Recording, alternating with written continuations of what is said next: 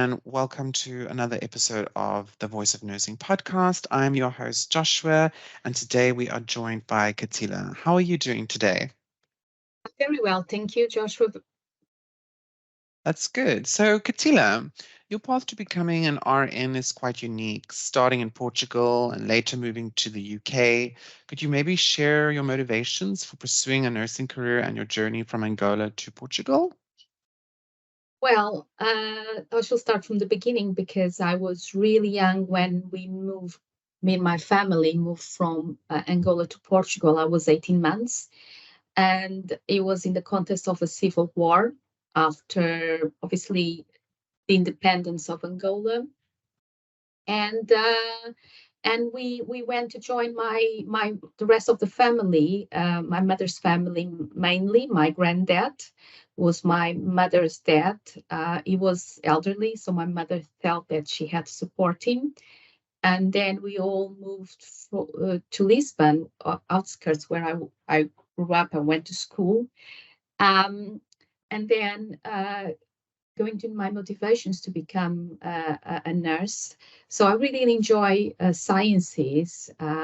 When I was working, when I was studying at school, and I enjoy, learning more about biology and chemistry. So in Portugal, we have to decide what we are going to study in secondary school and then moving on to university. So I decided to choose sciences, and and to be quite honest, I don't have any inspirational answer to tell you how I choose nursing. Um, in 1998, when I went to university, the the degrees were 5 years, and the bachelor's degrees were 3 years. So I was thinking, I don't have patience to go to university for 5 years, so I Mhm. want a shortened path, and also. Just be employed soon. And I knew nursing had quite lots of jobs in Lisbon, so that's what I went to do. Amazing. And are you enjoying it so far? Do you believe that it's a good decision you made? I, when I announced at home and to my teachers and to my peers that I was choosing nursing, no one would see me in nursing actually, because I was a good student and perhaps was perceived quite wrongly that nursing was more a vocational, practical sort of Mm. a subject. And also at that time in Portugal was polytechnic, which not as prestigious as going to university. But I've been doing this for 22 years now, so I must be enjoying. And eventually, I progress in my career. So yeah, I'm very happy still, very happy. And tell me, training in less than an ideal conditions at Portugal's oldest hospital must have presented unique challenges. As we've discussed before, what valuable lessons did you learn during training, and how did it shape your approach to nursing? Oh, well, my nursing school was attached to perhaps Portugal's biggest hospital, was built up in the 50s. Um, and then obviously we just move around. All during our training in several hospitals. Some are older. I think you know the level of deprivation from people. So sometimes, even if my parents, outside our background was lower middle class, but it's always surprised me how people live badly. Their conditions of living. They lived in less than precarious situations. The level of disease was really tied up to their level of deprivation, infectious diseases. HIV was rampant, alcoholism, and obviously drug abuse. um, and still some diseases I will never encounter again in this country, such as leprosy, Mm. TB, tuberculosis. Yeah, it never felt to shock me. And obviously, when I did community uh, nursing as well, how people would live. I knew that obviously richer people than me, but always surprised me how people could have less and live with so little. But but going back to working in a hospital, I suppose what I learned was, working in a very stressful conditions and, lots of patience for this physical space we had. Um, I just learned to survive and obviously take care the best I could with for patients, do the best I could for patients. But actually, the nurses over there in Portugal, we do everything. We don't have the level of support we have here, in a sense where we really do everything for our patients, from the most complex levels of care to to the tasks you might think they're not as technical, like hygiene and feeding. So we Mm, kind of learn everything. So um, I suppose that gives you a lot, survival skills, I would say. Adapt to mm, any situation, improvise, and yeah, you are dealt with a huge workload, because I used to work in what is called here acute general medicine. So it is a huge, insane amount of work to do in one shift. The shifts are 8 hours as well. So yeah.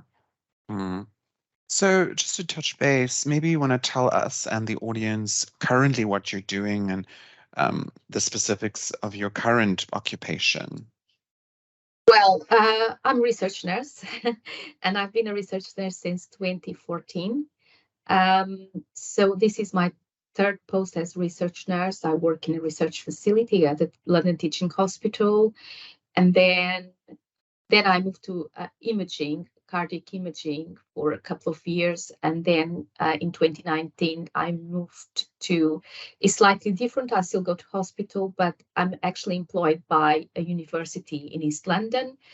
And I work in a multiple sclerosis group for the Centre of Preventive Neurology at Queen Mary University of London, which is based within the medical school, Bars and the London Medical School. And yes, and we, like I said, we do research in multiple sclerosis. So I take care of a patient, of participants during their journey in a clinical trial. I recruit participants for several studies, and also I manage and oversee for a multi-site clinical trial a number of sites which I support in terms of training, in terms of recruitment, in terms of oversight, and support the clinical project manager as well. So yeah, sometimes I have to travel to the sites and monitoring, Mm, which research is maybe ensuring that they are complying with regulations, and and also supporting my colleagues at university with the research they want to do in several projects, because I'm the only nurse working there and the only research nurse working for the mm. group. That's amazing, and quite a stature to be working at a university in East London. But you've worked in a trauma center and a military hospital.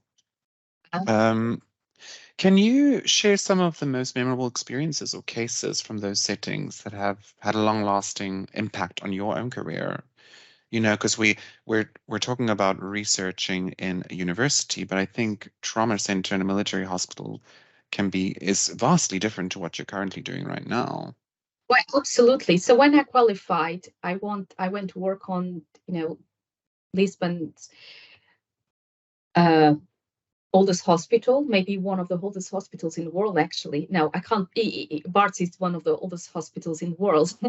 um, but um, but yeah, it had survived the 1755 earthquake. Just the site where the hospital was based was, it was buildings were, some of them weren't joined, some of them were joined, and Mm, wonderful Portuguese tiles. uh, mm, Lots of antiques, but not fit for purpose of being a hospital, actually. But also serving as a trauma center for the south of the country, and some, patients from overseas and some patients from, the African countries who speak Portuguese. They have some sort of protocols where they transfer the patients across. Yeah, I suppose the trauma room was something that I didn't work in A&E, but the trauma room was something very exciting. Receiving patients that were really complex, and you couldn't during my training, or I was really fortunate because I thought actually I won't see these anywhere else. Um, Also, I had the opportunity to try and to do a placement in Portugal, all this ITU, where they developed the renal replacement techniques first. So it was a really prestigious place to work and learn. We receive patients. We have to prepare patients for, say, liver transplants and all those things. 22 years ago, all those things were started in Portugal, were now quite accepted as standard of care. Stroke units we didn't have. Then we start having hyperacute stroke units and giving clot busting medication to patients. So, this development techniques, what if you think what was renal replacement therapies in those stages was huge machine, and now is something that we just attach next to the patient, in intensive care. Um, uh, you know, a pulmonary artery catheter was something very complex, and now is something that you just do at the patient's bedside. Mortality has decreased hugely over the last 22 years, but it was really difficult. Yeah, and like I told you, really seeing patients at the beginning, well, actually wasn't at the beginning of HIV epidemics, but really when we didn't have medication, children as well. Yeah, and then on the military hospital, on the other hand, so I went to work in the Lisbon Military Hospital, was the army only, policemen, police as well, and their dependents, which are their relatives. And there was a different experience in the way that they have their own subsystem of health. So they have, pensions and, their medication subsidized. So actually, you can see the patients are not as ill. They don't suffer so much about deprivation. They don't stay long in surgical waiting lists. So they have their care pretty quick and a good level of care. The good, social care, but also they have fantastic stories because they went to the war in the 60s, the colonial war, where my dad went to as well. So I still have some patients who are really, really, really have been really badly injured from that time, and they were really young, and they've lived in hospital since they were 20s. So yes, I think the army is like a family. They call themselves the military family. And even if you're a civilian, certainly you feel that kind of sense of unity and camaraderie as well. Yeah, and on the positive aspect, it was working in the hospitals, perhaps not so deprived. You have usually the things you wanted to work and better conditions of working. So, yeah. So, I mean, that's quite intriguing. I mean, you've worked with patients in very different stages of healthcare, as you've mentioned, from these big machineries to very complex procedures to, very simplified procedures. And now you're working with extensively with university students. What inspired you to get involved in nursing education, and how do you believe that this type of mentorship can benefit the next generation of nurses, especially knowing where you've come from and where you've started and what you were doing prior to what is available now? Yes. So by working in academia, so Queen Mary doesn't have a nursing program, but obviously before that, in the hospital I developed this sort of elective placement for nurses from 2 universities who have a nursing program. And I suppose is to try to give them that knowledge about research, how is important, either as a research nurse and actually helping other people and being part of the research team, but actually nurses can do their own research, right? But you need to have the research sort of knowledge and yes, um, and skills. So it was really important to me because some of the nursing students hate research. They said it's very boring. They want to be quite hands-on, and sometimes some research is not very rich in clinical procedures. Um, but some of them really, really, really are intrigued by it. And, because when you start working, people don't really have much time to sort of explain what is going on. So they felt that they had that time in research. And, I remember particularly one student that he went to cardiac imaging, and because he learned so much about the heart and my previous post has been in cardiac intensive care and used to work to cardiology wards. He was really fascinated and decided to have his last placement from university there, and he got a job there after graduating. So that was really special for me. Um, yeah, so basically it's having their skills, something that they can do in the future. I think when I qualified, for me, it was just a job. Either you work in a hospital, either you work in a healthcare center with a GP, in primary care or in community care. I didn't have that many options, but over the last, you know, 30 years or 20 years, um, nursing and healthcare has changed. So it's about the next generation to have like a global view of what they can do in terms of nursing. There is such a varied, profession. And I think, I want to retire one day. It's about that legacy, that sense of legacy that we need to have. We do have in nursing, but we do need to have more. In teaching other people, developing if they want to become research nurses or if they want to become nursing researchers.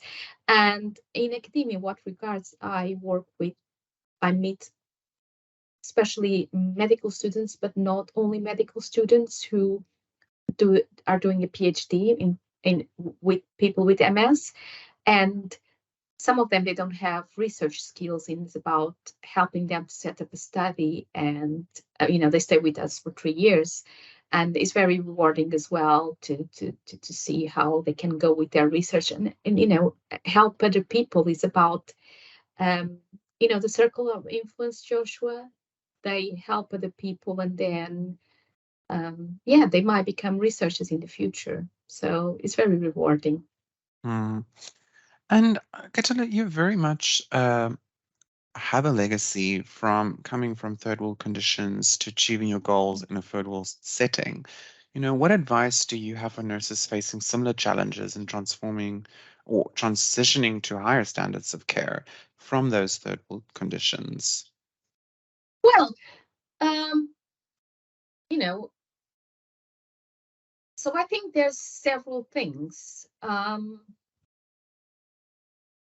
I was born in a third world country for sure, but Portugal is not a third world country. It's a low, maybe middle income country. It's certainly not one of the richest countries in Europe. So I would say the healthcare there is something mixed. Some places are really high level of care, and some places, there's not so much. I think I was really lucky in a way that my nursing training was really good and had really good quality. But also, uh, there wasn't so many books. I didn't have access to so many books in Portuguese. There's not many publishers, so we have access to English, especially American literature. So you can always read papers. You can always see what other people are doing. But there is several, how can I say, in UK and in America, there are several types of nurses. There's nurse practitioners, there's nurse specialists, and they have levels, different degrees of autonomy, which in Portugal, some of them don't have. But I would say just have an open mind when you come over here, but also study as much as you can. And also, I think you have to take all the opportunities, that your job offers you to develop by working in other Mm, wards, doing different shifts, being exposed. Certainly, if you don't have that exposure, to those techniques, to those complex techniques, but it might not be your thing. You might want work in a different setting, but certainly just be open.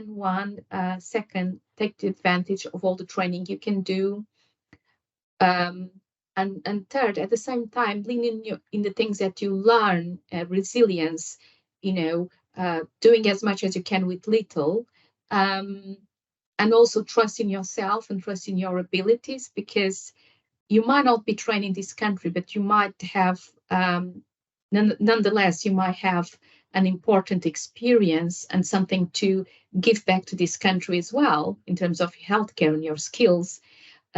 So at some point you might think, oh, I don't know anything, I'm new in this country, but actually you have your all previous experience, and yes, you can continue from there. It's not as difficult. It's not that, how can I say, at the end of the day, uh, people who are ill and that you encounter your nursing profession, they have the same needs, where you're in Portugal, in Africa, or in yeah. UK or in US, whether you work in research or intensive care, they need your help at some point of their journey, and your job is to help them to recover health, or if that's not possible, to provide comfort, and also taking care of their you know relatives, you know or friends, significant people for them, just this very, I wouldn't say holistic, but um, yeah, very holistic view of nursing. Yeah. People are people, whatever you are. Yeah.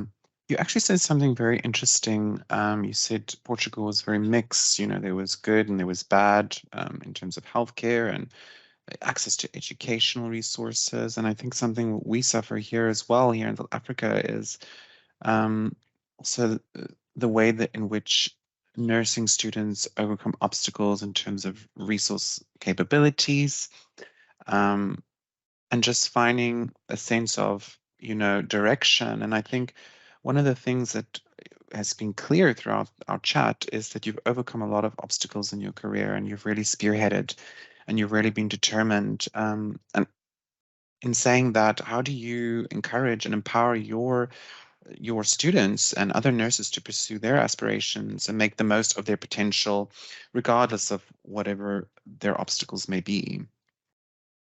Yes, yes. I mean, everybody has their own life story, isn't it? So I think for me, I always remember there's always bad days and good days.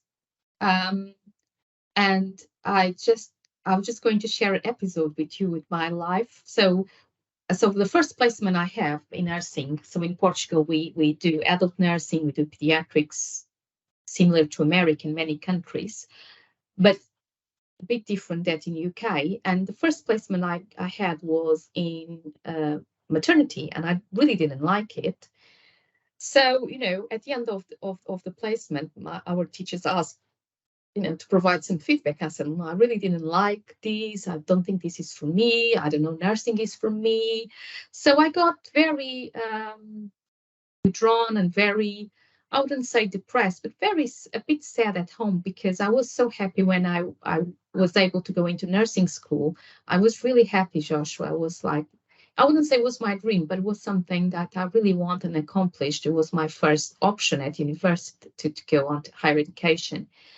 And, I remember that my dad came into my room, and I was, a bit teenager. I was 18. I was very young, looking at the bedroom, and I'm thinking, oh my God, I'm not good with babies. I'm not good with mothers, that they scare me. And my dad said, it's okay. It's okay. You can just finish nursing. And if you want to go on to medical school or to something else, you can do it.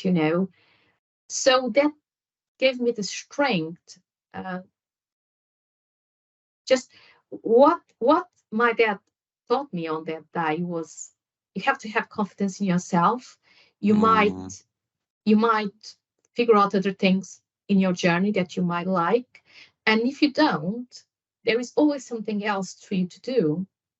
And, when you're young or you're in that situation, you think it's 8 or 80, it's like life or death, but nothing in only a few situations in life are that desperate. So, and he was right. The next placement was in acute medicine, and I just loved it. I love my colleagues. I love the teacher. I always love my colleagues, but I love the teacher, and I really said I want to do this for the rest of my life. I love this ward, and I really love elderly, working with elderly patients and all these different diseases, and very interesting. And in a teaching hospital, and that's what my message is to think that is always something that might be better. A bad job is not a bad job. It's always an opportunity to learn and to not commit the mm, same mistakes. And it's just preparing you for the next step, of your life, Joshua, as a nurse.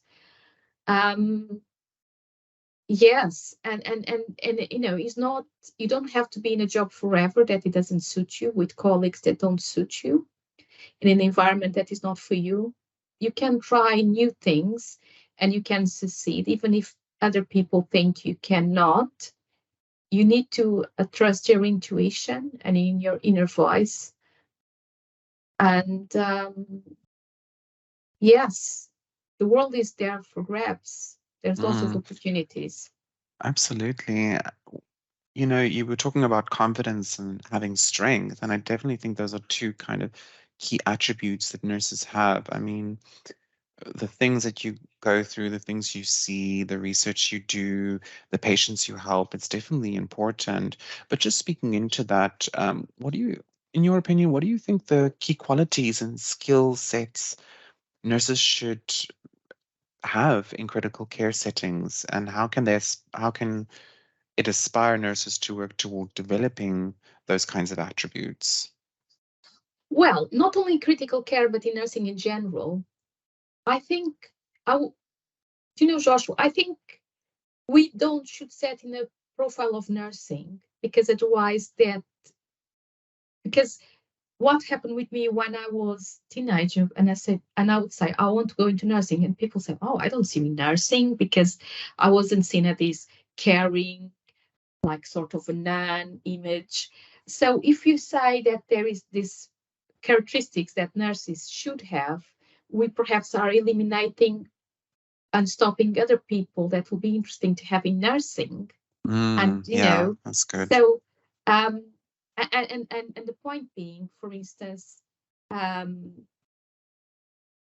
so say men, so nursing wasn't only start having men later on, and actually they were quite discriminated. So see what happened in America. There's lots of literature about it. They were discriminated, and actually they have to take the nursing schools to court.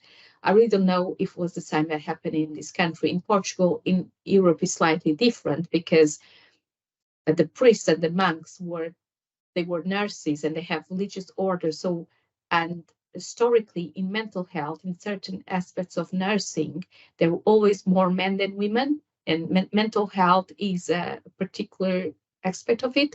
So I say, we need a variety of people. We need people from all backgrounds. We need people with all the strengths and weaknesses. Um, but also we need, I would say, a willingness to learn, and a willingness to become nurses, and also to improve healthcare. To improve healthcare and to progress, and to help the progression of the progress of healthcare. Really, I wouldn't say, oh, I don't want to pigeonhole people.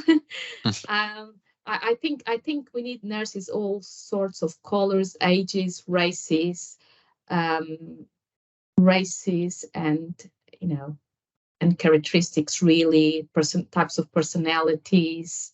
Mm. um yeah, yeah. Yeah, it's you quite right. In that case, I think, some of my nursing friends have very much characterized a type of nurse, and I think it's about establishing a different type of nurse figure. Everybody has Yes. a sense of caringness and kindness and ability to help others. I mean, that's our human instinct to some degree. Um, but just noting this, what are your aspirations and goals are for your, what are those for your own nursing career, and how do you envision continuing to make a difference in the field of nursing? And, what's the next step for Katila? Well, I always hope to work with a group, nice group of people, to good, I wouldn't say, well, good group of people, people who inspire me, people who give me space to, at this stage of my career, you, I'm quite autonomous and, you know, and this is who I am as a person.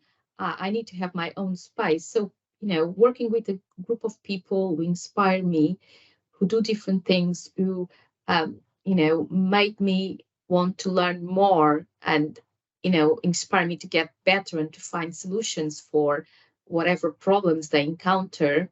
Um, um, yes, and for me particularly, yes, finding this daily inspiration, different things. So some aspects of my job, I'm not going to lie, maybe I found them less appealing, but there's ones where I really like, which patient contact and um, this part of figuring out how we're going to do this study and you know problem solving.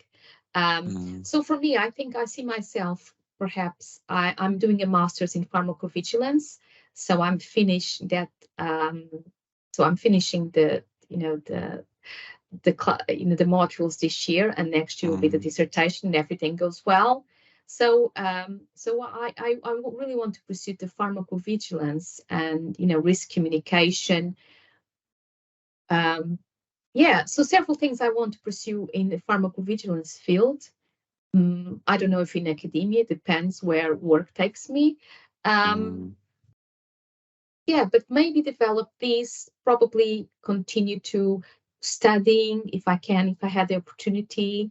But I still have 25 years until I finish my career, so I need to keep finding things that mm, make make me go. But I think, yes, I think it will be um, trying to go into this pharmacovigilance space as a nurse, and with this experience as research nurse, and maybe if I can develop research and help other people doing research in this field. mm. That's impressive. Wow. Um, Katila, just on a concluding note, Voice of Nursing is very much about empowering other nurses with strategies, insights, and just inspiring youth and rising new nurses. So maybe if you'd like to share with some aspiring nurses some advice about this career and what to expect. Well, I was reading on the other day that I suppose I think was on LinkedIn that nursing nowadays has a problem with branding. But nursing has been having a problem with branding since I qualified, or since before when I was studying. So yes, I mean there's a lot of noise in the background, with COVID. There's lots of people left nursing. There's in the world there's always lack of nursing. I was reading a talk last week where just in America they are short of 500,000 nurses. There's a lot. Mm, Australia, 123,000 nurses, and UK, 50,000. So, in terms of the job security, always be there. So, I think we should think about, okay, we have job, but is this really the job conditions that we should have? What do we need to, try to strive for better working conditions, or, always, thinking ahead in their career, and that nursing is a very varied sort of, you can do really everything. You can be educator, you can be a communicator. There's so many opportunities now with social media. You can be a patient in certain way, a patient advocate. You can create new clinics, you can even be an entrepreneur. Maybe you can create Mm, solutions for nursing, and it's something that I never thought. If someone told me when I was 21 and left nursing school, oh, nurses can be entrepreneurs and can have a business, I would never thought about it. But going to more to the point, yes, is really not thinking only about having a job, but thinking about what sort of job conditions do you want, what sort of training do you want, how you want to be trained, how you want to be educated. And being a female, most of us are females, and trying to see if we really have the conditions to, to exert maternity, and to support others, in the nursing field, in the nursing profession, uh, besides our patients. I think in the profession we forget that a lot, not creating an environment that is conducive for nurses to be mothers, or to support elderly parents, or to support significant others for them. And some of them, they leave research nursing because of that. So I think really, working conditions, what our nurses in the other parts of the world are doing. Obviously, work in the UK, but how can we support nurses from lower and middle income countries towards education, towards mentorship? How can we be mentors and example for, the younger, like you said, the younger nurses? mm, But also, when you're younger, where do we find positive role models? Yes, but when are we become my age, how can we be positive models ourselves? And yeah, so it's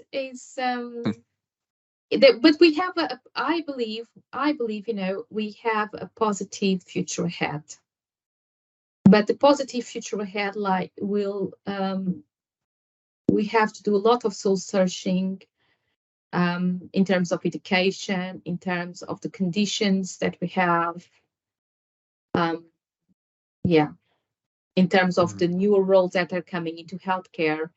And we have to think as nurses if they are menacing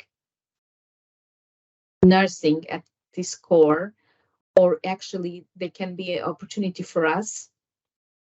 Um, yeah, so Mm. All right. Yeah. And I completely agree. I think we do have a lot of soul searching, and I think people need to have uh, more compassion and a love for other humans. Um, but Katila, I want to thank you so much for joining the Voice of Nursing today. It was thank lovely you. to get to know you and your It experience was and your nice, the journey. opportunity. It's a pleasure. And for those who are listening in, thank you for joining us today for another episode of Voice of Nursing. Again, I'm your host, Joshua, and we'll see you later for another episode. Bye.